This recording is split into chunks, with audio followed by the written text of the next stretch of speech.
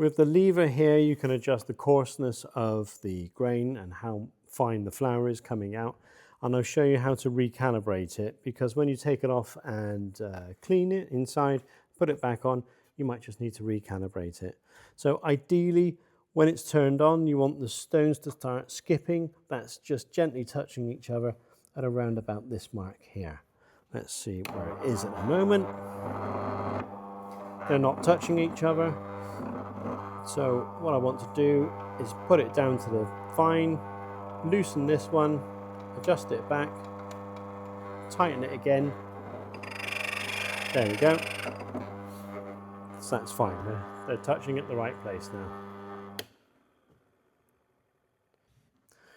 So when you loosen this one, the ring inside becomes loose. It doesn't adjust anything. So if the stones are skipping here, that is perfect. I can loosen it up, take it over here, adjust it. So now when I put it on, they start touching at a much earlier place. So which I don't want that. I've started touching, which is about there I want there.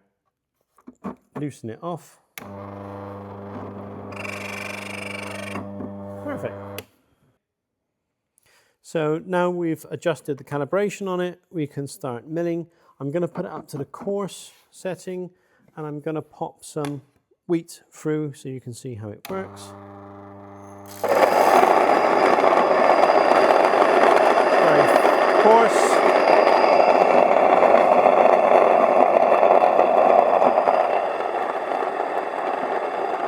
Very fine.